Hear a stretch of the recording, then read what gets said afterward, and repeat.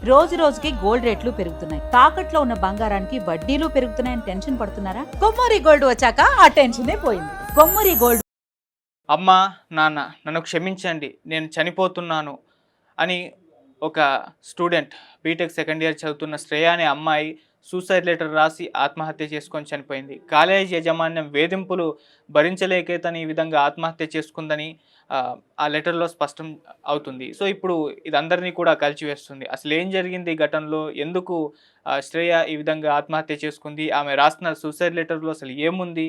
మరి దీని పట్ల అటు వాళ్ళ పేరెంట్స్ ఏ రకంగా రియాక్ట్ అయ్యారనేది ఒకసారి మనం డీటెయిల్‌గా చూద్దాం. ఇక్కడ ఇబ్రహీంబాగ్‌లో వాసవి జూనియర్ కాలేజ్ ఉంటుంది. అందులో శ్రేయ అనే అమ్మాయి బీటెక్ సెకండ్ ఇయర్ చదువుతుంది. అయితే తను తన ఇంట్లో పక్క రూమ్‌లో సూసైడ్ చేసుకొని చనిపోయింది. సో, ఇది గమనించిన పేరెంట్స్ ఒక్కసారిగా షాక్ గురయ్యి ఆ తర్వాత హాస్పిటల్‌కి తీసుకెళ్లే ప్రయత్నం చేసినప్పటికీ అప్పటికే ఆమె చనిపోయిందని చెప్పేసి డాక్టర్స్ డిక్లేర్ చేశారు. దీంతో ఒక్కసారిగా షాక్‌కు గురయ్యారు వాళ్ళ పేరెంట్స్. ఏం జరిగిందో అర్థం కాలేదు.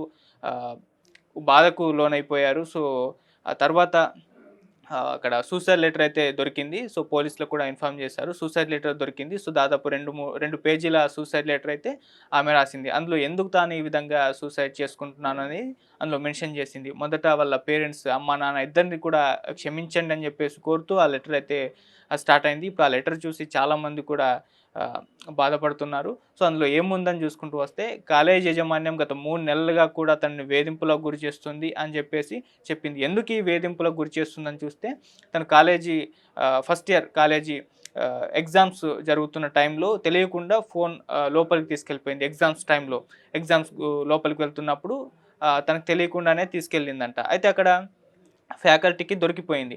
సో, దొరికేసరికి వాళ్ళు కాలేజు పరీక్షల నుంచి డిబార్ చేస్తామని జెప్పేసి చెప్పారు. అయితే ఆమె వేడుకుంది. "నేను తెలియకుండా తీసుకొచ్చాను. నన్ను క్షమించండి. అసలు నాకు తీసుకొస్తున్న సంగతి కూడా అంత పర్టిక్యులర్‌గా గుర్తులేదు. ఏదో రెగ్యులర్‌గా వచ్చేసేలాగా వచ్చేసాను. నన్ను వదిలేయండి" అని జెప్పేసి ఒక్కసారిగా అని జెప్పేసి చాలా అయితే వేడుకుంది. సో, అక్కడ ఫ్యాకల్టీ ఏమాత్రం వినలేదు. ఆమెను పరీక్షల నుంచి డిబార్ అయితే చేసేసింది. సో, దాని పట్ల ఆమె కాస్త ఒత్తిడికైతే గురైంది. సో, వేదనకైతే గురైంది. సో, ఆ తర్వాత సెకండ్ ఇయర్ స్టార్ట్ అయినప్పటి నుంచి కూడా ఫ్యాకల్టీ వేధింపులు ఇంకా కంటిన్యూ అవుతూనే ఉన్నాయంట. కొంతమందికి ఎంత చెప్పినా అంటే సిగ్గు, శరం రాదు, వాళ్ళ జీవితాలు అంతే అన్నట్టుగా ఒక ఫ్యాకల్టీ అందంట.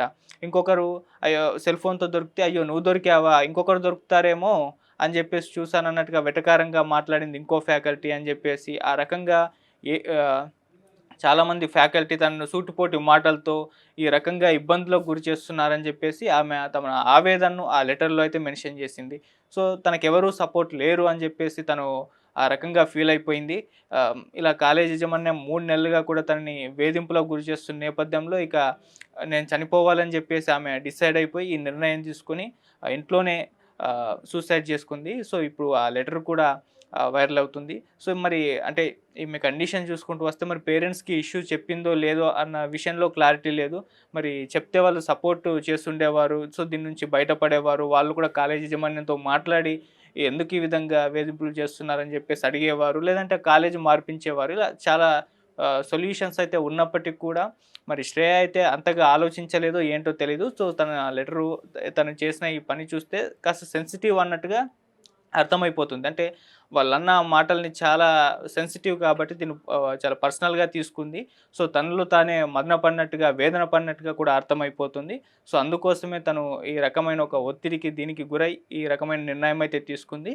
సో, ఇప్పుడు కాలేజీ యాజమాన్యం ఆ ఫ్యాకల్టీని పిలిచి అసలేం జరిగిందన్న దాని విషయంలో వాళ్ళు కూడా ఒకసారి ఇది జేసుకుంటున్నారు. ఇక వీళ్ళ పేరెంట్స్ వచ్చేసరికి మా కూతురు చావుకు కారణమైన వాళ్ళని వదలకూడదని జెప్పేసి వాళ్ళు పీఎస్‌లో కూడా ఫిర్యాదు చేశారు. సో, వాళ్ళు కూడా ఎంక్వైరీ అయితే చేస్తున్నారు ఏం జరిగిందని జెప్పేసి. సో, ఏదేమైనా శ్రేయ అనే అమ్మాయి చాలా ఫ్యూచర్ ఉంది. ఇప్పుడే బీటెక్ సెకండ్ ఇయర్ చదువుతుంది. సో, అటువంటి తరుణంలో ఇలా ఇటువంటి ఒక ఇన్సిడెంట్ తనకి జరగడం, తను ఈ రకమైన దాని నుంచి బయటపడలేక సూసైడ్ చేసుకోవడం అనేది బాధాకరం.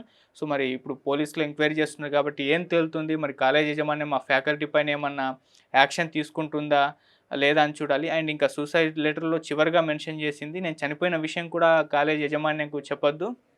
చెప్తే వాళ్ళు సంతోషపడతారే గానీ బాధపడరు అని చెప్పేసి కూడా చెప్పింది. అంటే ఏదో చాలా వేధింపులకైతే గురైనట్టుగా కనిపిస్తుంది ఆ మాటల్లో.